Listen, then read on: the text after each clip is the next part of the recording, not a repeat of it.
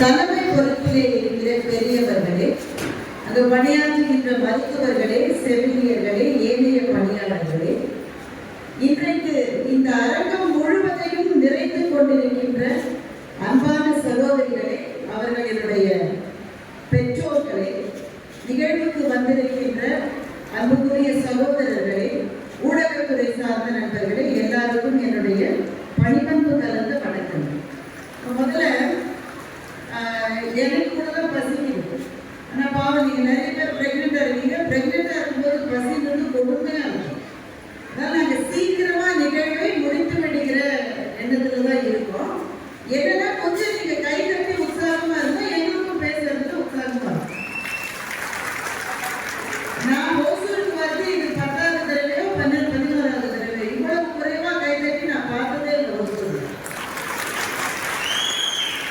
எனக்கு 2-3 ரிக்வெஸ்ட்.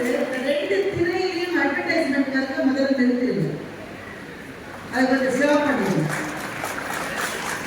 யார் பண்ணிட்டு இருந்தது?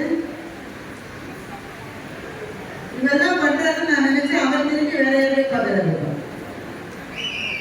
இந்த திரை என்பது நாங்க பேசிட்டு இருக்கோம். அவங்க ஒரு சதி பாரு. 3 விஷயம் வேணும்னு சொல்றாரு. ஒண்ணு, கடவுளுடைய அருள் வேண்டும். 2வது, கேட்க வர ஆடியன்ஸ் கேட்கணும்ன்ற மனநிலையோட இருக்கணும். 3வது, மைக் செட் போடுறவரை அவங்க வீட்டுக்காரங்களோட சண்டை போடாம வந்துருக்கணும். இப்ப இருக்கிற நிலைமை பார்த்தா வீட்டுல பெரிய சண்டைக்கு பிறகு ஒரு வந்த மாதிரி எனக்கு தெரியுது.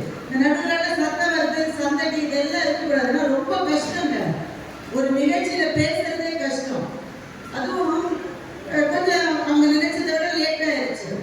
அதற்கு பிறகு இது அத்தனையும் வாங்கிக்கிட்டு நீங்கள்லாம் சாப்பிடணும். இவ்வளவு இருக்கிற போது பேசுறதே கஷ்டம். அதனால மைக் போடுறவங்க தயவு செய்து கொஞ்சம் நீங்க அவர் எப்பவும் பேசிக்கிட்டே இருக்க. அப்புறம் 2வது பிரச்சனை, இந்த ஓவர் காலமாக நின்றுட்டு பேசுறவங்க.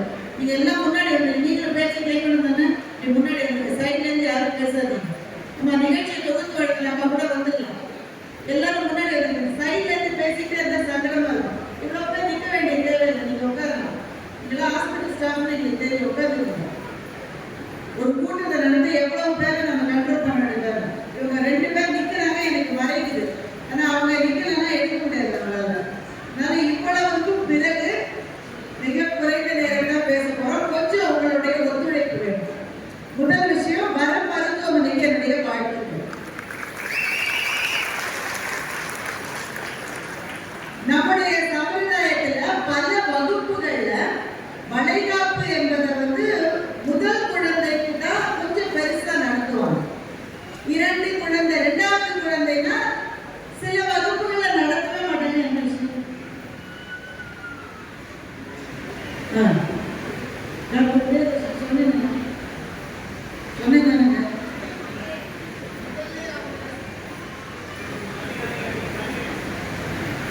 சீட்டு கொடுத்தா சீக்கிரம் முடிஞ்சேன்னு சொல்லுவாங்க.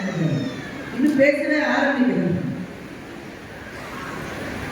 வர மருத்துவமனையினுடைய டாக்டர் பிரியதர்ஷினி அவர்களுக்கு தனிப்பட்ட வாழ்த்துக்கள். அதான் சொல்லிக்கிறீங்க.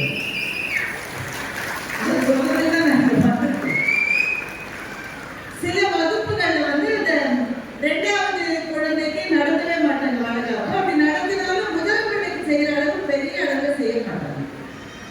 ஆனா எல்லா பெண்ணினுடைய நெஞ்சத்திலும் அவங்க கல்யாண நாளை எவ்வளவு இனிமையோடு அவங்க நினைக்கிறாங்களோ அதை விட பல மடங்கு அவர்களுடைய ஞாபகங்களில் மலர்ந்திருக்கிற ஒரு நாள் என்றால் அவர்களுக்கு வளைகாப்பு நடந்த அந்த நாள் தான் ஞாபகத்தில் இருக்கு. அது முதல் டெலிவரினால மனசுக்குள்ள பலவிதமான ஒரு பயம் இருக்கும்.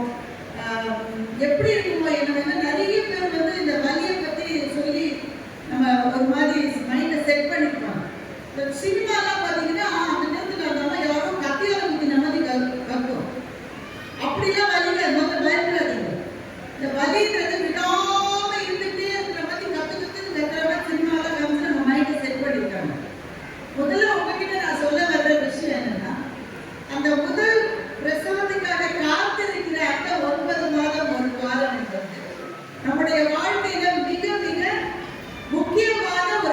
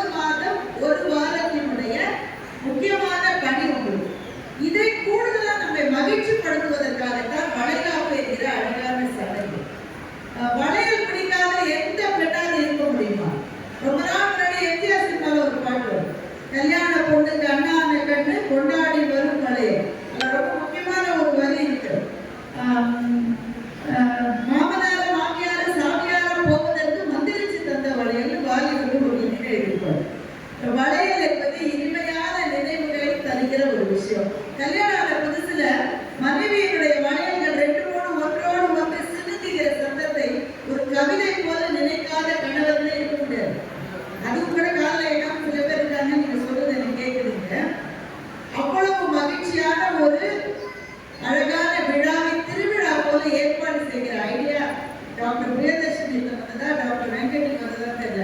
யாருக்கு வந்தாலும் அவர்களுக்கு என்னுடைய வாழ்த்துக்கள். ஒசூருக்கு வந்த இந்த நேரத்தில் எனக்கு ரொம்ப ஒரு பெரிய சர்ப்ரைஸ் உங்களுடைய டெப்டி கலெக்டர் வாழ்ந்தது. வயதில் மிக இளையவர், வந்து 21 பேட்ச் ஆகும், ரொம்ப இளையவர்.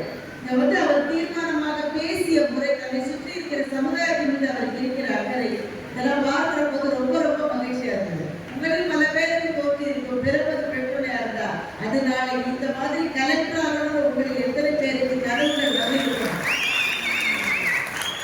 என்று நான் யோசிக்கிறேன். ஒரு 2-3 விஷயம் தான். தாய்மை என்பதை பற்றி இந்த நேரத்தில் எவ்வளவு பேருக்கு இது ஃபர்ஸ்ட் டெலிவரி தெரியல, எவ்வளவு எல்லாருமே சரி. ரொம்ப ரொம்ப இந்த நேரத்தில் யாருமே நினைவு வரும். சில பேர் வீட்டுக்காரர்கள் நினைவு சொல்லுவாங்கன்னு கணவர்கள் எதிர்பார்த்துருக்காங்க. ஆனால் சாரி வராது, அவங்க கூட இருக்காங்க. ரொம்ப யாருடைய நினைவு வரும்னா அம்மாவோட நினைவு. உங்களை எத்தனை பேர் அம்மா கூடவே இருக்காங்கன்னு தெரியாது. இருந்தா ரொம்ப நீங்க கொடுத்து வச்சிருங்க, அம்மா கையை பிடிச்சிங்க. சில பேர் வந்து அம்மா வேற ஊர்ல இருப்பாங்க, நீங்க டெலிவரிக்கு இனிமே போற மாதிரி இருக்கும், இல்ல அவங்க வர்ற மாதிரி இருக்கும். நம்ம எவ்வளவுலாம் அம்மாவை வந்து பேசியிருப்போம், அப்படிதானே? சும்மா இருப்பா, ஏன் தைரியம் பேசுற, உனக்கு வேற வேலையே இல்லையா? அம்மா சொல்ல நீ போட்டுக்கிற உனக்கு தெரியும். உனக்கு தெரியுமா, என் காலேஜ்ல டீசெண்டா ட்ரெஸ் பண்றது நான் தான், மற்றவங்கள என்னோட போட மோசம். என்னோட அப்பா வந்து நீ சும்மா எனக்கு தெரியும், என்னுடைய மகள் இருக்காலே அவ ஒரு பிரின்சஸ் அப்படிலாம் சொல்லி அம்மாவை அடைச்சு நீங்களும் அம்மாவை ஒரு கூட்டணியை உருவாக்கி அம்மாவை ஓர கட்டி இதெல்லாம் செஞ்சுட்டு தானே. இதெல்லாம் எப்படி உனக்கு தெரியும்னா என் மகள் அதான் செஞ்சுட்டு இருக்காங்க. ஆனா இந்த நேரத்துல முதல்ல அந்த செய்தி தெரிஞ்ச நிமிஷத்திலிருந்து மனம் நாடுவது நம்முடைய அம்மாவுக்கு. இல்லாம எங்க அம்மா கஷ்டப்பட்டுருக்காங்க அப்படின்ற எண்ணம் வருகிற நேரம் இந்த நேரம். முதல் பிரசவம் என்பது நான் சொல்றது வந்து எனக்கு முதல் மகள் பிறந்த போது, அதுவே வந்து 25-27 வருஷங்களுக்கு முன்பு. அது சென்னையில இருக்கிற ஒரு மருத்துவமனை. அந்த வலியினுடைய உச்சகட்டம் வருகிற வரை அப்ப செவிலியர்கள் வந்து நேரம் இருக்குமா, நேரம் நமக்கு ரொம்ப நேரம் ஆயிட்ட போது இருக்கும். வாட்சி பார்த்தா 1/2 மணி நேரம் கூட ஆயிருக்காது. ஆனா 24 மணி நேரம் வலியை குத்திக்கிற போது ஐயோ எந்த டாக்டர் கவனிக்கல, ஐயோ எந்த நர்ஸ் கவனிக்கல, கூவாதம்மா 20 நிமிஷம் தான், அதுக்கு இன்னும் டைம் இருக்குது. இப்படி சொல்லி சொல்லி நம்ம நிறைவாக அந்த பிரசவ அறைக்கு அழைத்து கொண்டு போகிற போது மனம் ஒன்றை தான் தேடும், அம்மா எங்க என்ற ஒரு கேள்விதான் நெஞ்சிலே இருக்கு. அந்த பிரசவ அறையிலே வலிக்கிற வலி, எல்லாருமே வலியை அனுபவம் பண்ணுவீங்களா? எவ்வளவு பேருக்கு சீசன் இருக்க தெரிவித்துக் கொண்டிருக்கிறேன். இது எதனால இவ்வளவு தூரம் சிசேரியன் பிரசவம் அதிகமாக இல்லை. ஆனால் முன்பு ஒரு 20-30 வருஷம் முன்னாடி இருந்ததை விட 50 என்ன காரணமோ தெரியல, அவங்க எல்லாருக்கும் சுக பிரசவமாக கட்டி எதுவுமே இல்லாமல் அது நடக்க வேண்டும் என்பது என்னுடைய பிரார்த்தனையாக இந்த நேரத்திலே நான் பதிய வைக்கின்றேன். அந்த வழி இருக்கும் பாருங்க, அதை ஒரு காட்டுக்குள்ள ஒரு பங்களா, அந்த பங்களாவுக்குள்ள நிறைய வெளிச்சம் போட்டுது, லைட் போட்டு, வெளியில ஒரே ஒரு ஜன்னலை மட்டும் மறந்து போய் திறந்து வச்சிட்டாங்க.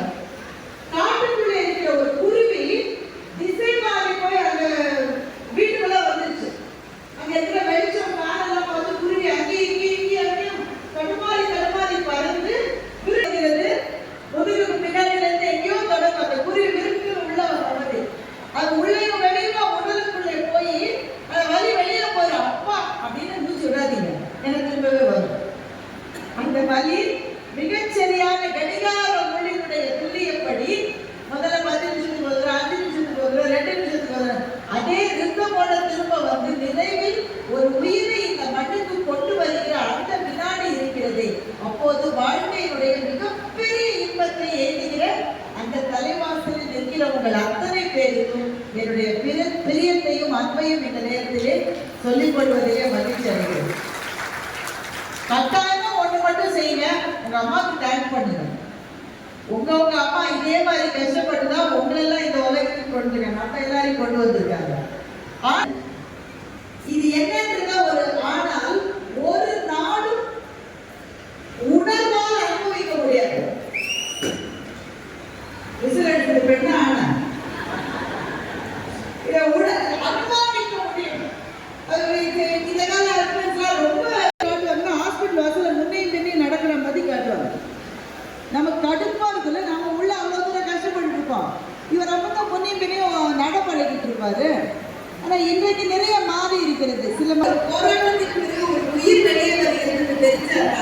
அந்த உயிரை வெளியே கொண்டு வந்த மனைவியின் மீது அவர்களுக்கான காதலும் மரியாதையும் பல மடங்கு அதிகமாகும் என்பதனால இதை கொண்டிருக்கிறது.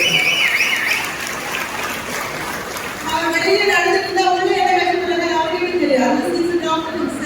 அவருக்கு தெரிவதற்கே வாய்ப்பு இல்லை. இந்த காலகட்டத்தில் என்ன சொல்றாங்கன்னா, அதை அமைச்சர் ரொம்ப அழகா குறிப்பிட்டாரு. கர்ப்ப காலத்தில் உங்களுடைய மனம் எதை நாடுகிறதோ பிள்ளைக்கும் அதுல ஒரு ஆர்வம் வரும் என்பது இப்போது கிட்டத்தட்ட நிரூபிக்கப்பட்ட விஞ்ஞான ரீதியான உண்மையாக இருக்கிறது. டாக்டர் பாலமுரளி கிருஷ்ணன் பெரிய பாடகர் இருந்தார். ஒருவேளை நீங்க கேள்விப்பட்டிருப்பீங்க. மிக மிக மகத்தான பாடகர். ஒரு நாள் போதுமா இன்னொரு நாள் போதுமா என்ற அபாரமான பாடலை அவர்தான் பாடினார். பாலமுரளி கிருஷ்ணா ஒரு பெரும் சங்கீத மேதை. குருவே இல்லாமல் இசையை கற்றுக்கொண்டவர். ஒருத்தர் எப்படி டீச்சரே இல்லாம மியூசிக் எப்படி கற்றுக்க முடியும் என்றால், அவர் வயத்துல இருந்த காலத்துல அவங்க அம்மா வீணை வாசிட்டே இருப்பாங்க.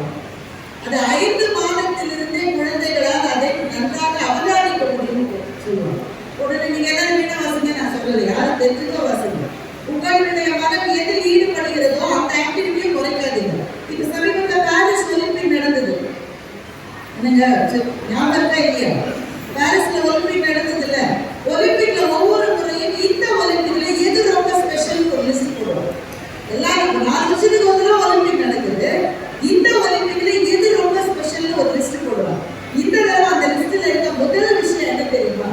இந்த பாரிஸ் ஒலிம்பிக்ல 4 பேர் 4 மாதத்திலிருந்து 4 மாதம் 5 மாதம் வரை பிரெக்னண்டா இருந்த பெண்கள் மெடல் வின் பண்ணிருக்காங்க. பாரிஸ் ஒலிம்பிக் என்றது நம்ம மாதிரி எல்லா உறுப்புகளும் சரியா இருக்கிறவங்க. பாரா ஒலிம்பிக் நடக்குது. அதாவது உடலிலே ஏதாவது ஒரு உறுப்பு சரியாக இயங்காதது, டிஃபரெண்ட்லி மாற்றுத்திறனாளிகளுக்கான ஒலிம்பிக். பாரா ஒலிம்பிக்ல பதக்கம் வாங்கின 2 பெண்கள் பிரெக்னண்டா இருந்தது. அதனால உங்க அம்மாக்கள் இதுக்குன்னே நடுவில் அவங்க நேற்று கொடுத்தாங்க. என்னன்னா முதல்ல டெஸ்ட் பாசிட்டிவ் வந்தனால பட்டு உட்காந்தே சுட்டு உன்னுடைய இலையில போட்டு போடுறேன் அப்படின்னு சொன்னாங்க. மாமியார்களே இப்ப அதை செய்யலாம். நிறைய மாமியார்களே அவங்களுக்கு தொந்தரவு பண்ணாத, அவ இருக்கட்டும். உங்க கணவர்கள் ஏன் வெள்ளம் வரும், எங்கேயும் வெளியே போகணும், அவ ரெஸ்ட்ல இருந்தா போதும். உங்க சோஃபால இருந்து எந்திரிக்க விடாம 9 மாசம் செஞ்சா ஒத்துக்காதீங்க. பாரா ஒலிம்பிக்லயும் பாரிஸ் ஒலிம்பிக்லயும் மெடலே வாங்கிட்டாங்க. பிரெக்னன்ட்னா நீங்க சாதாரண pregnancy is not a disease. It is a state of mind. நீங்க சந்தோஷமா இருக்க வேண்டிய ஒரு காலகட்டம் இது. நீங்கள் நோயாளிகளுக்கு உங்களை யாரும் நம்ப வச்சா நம்பாதீங்க. நீங்க எதை விருப்பமா செய்யறீங்களோ தயவு செஞ்சு அதை செய்யுங்க. அந்த ரொம்ப அம்மாக்கள் பிரெக்னண்டா இருக்கிறவங்க ஃபர்ஸ்ட் பண்ண கடவுளுக்கு எரிச்சலா வெளியே சொல்ல முடியும். முன்னாடியே ஒரு வேலையும் செய்ய மாட்டேன். இப்போ அவர்தான் எல்லாரும் சேர்ந்து அவருக்கு வடிவேல் ஒரு படத்துல சொல்றாரு. அவங்க அம்மா சொல்லுவாங்க, நான் எவ்வளவு கஷ்டப்பட்டு உன்னை பெற்று வளர்த்து உடனே வடிவேல் சொல்லுவாங்க, என்ன கஷ்டப்பட்டு நீ? நான் எல்லாம் கஷ்டப்பட்டேன். உள்ள ஒரு லைட் உண்டா, ஒரு ஃபேன் உண்டா, ஒரு கேஸ் உண்டா, எப்ப நான் இருந்தே இருந்தேன். நீ என்ன புது புடவை என்ன, புது நகை என்ன, அவங்க வீட்டுல விருந்து என்ன, நீ நல்லா முழுகி நல்லா இருந்துட்டு உள்ள நான் எல்லாம் கஷ்டப்பட்டு சொல்லுவாங்க. அந்த மனநிலையில பிரெக்னன்சியை பார்க்கக்கூடாது. அது நோய் கிடையாது. நம்ம சந்தோஷமா இருக்க வேண்டிய ஒரு பருவம். ஏனென்றால் இந்த உலகத்தில் நமக்கு யாராவது ஹெல்ப் பண்ணாங்கன்னா பதிலுக்கு நம்ம எதாவது செய்யலாம். அப்படிதானே? எந்த வசதி இருக்கு நம்ம வாய்ப்பு என்ன வேணா செய்யலாம். டெப்டி கலெக்டர் மேடம் மாதிரி இருக்கிறவங்க அவங்கள சார்ந்தவர்களுக்கு மாத்திரம் ஒரு சமூகத்துக்கே என்ன செய்யலாம்னு யோசிக்கிறவங்க இருக்காங்க. அது மாதிரி நாம நமக்கு உதவி செஞ்சவங்களுக்கு எல்லாம் பதிலுக்கு ஏதாவது செஞ்சிட முடியும். அப்படிதானே? நமக்கு யாரும் வேலை வாங்கி கொடுத்துருக்காங்க, அவங்களுக்கு ஏதாவது போய் ஒரு கிஃப்ட் கொடுக்கலாம். ஒரு உறவினர் கடன் கொடுத்துருப்பாரு, சரியான நேரத்தில் திருப்பி கொடுக்கணும். அவங்களுக்கு என்ன உதவியோ அதை செய்யலாம். ஒரே ஒருத்தருக்கு மாத்திரம் நம்மளால என்ன முயன்றாலும் பதிலுக்கு நன்றி செலுத்தவே முடியும்.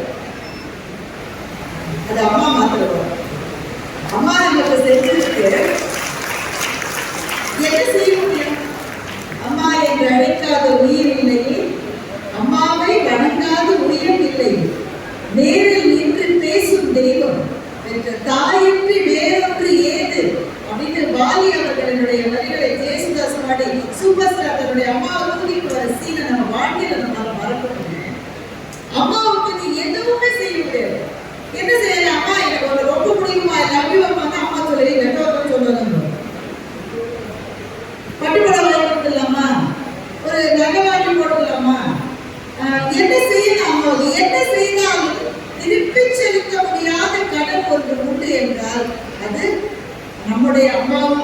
செய்வதுதான். நான் அந்த பிரெக்னன்சில பாருங்க, முதல் 3 மாசம் 4 மாசம் விரட்டிக்கிட்டே இருக்கும். சாப்பாடு சாப்பிட வேணும், பார்த்தாலும் பெறட்டும். குழம்பு அந்த கொதிச்சாலே இங்க நமக்கு பெறட்டும். இதெல்லாம் சரியா இருக்கும் டாக்டர் சொல்லியிருப்பாங்களே. சில பேருக்கு 8 மாசம் ஆனது தெரியாது. 8 மாசத்துல அதே பெறட்டும். சில பேருக்கு ஜஸ்ட் ஆப்போசிட் பசிச்சுட்டே இருக்கும். நல்லா ஆபீஸ்க்கு போகும்போது பிரெக்னெண்டா இருந்த போது 5 டப்பா எடுத்துப்போம். 5 டப்பா. ஏன்னா அவங்க சாப்பிட்டு கை கழுவிட்டு வந்துட்டு திரும்ப உடனே பசிக்கிற மாதிரி இருக்கும்.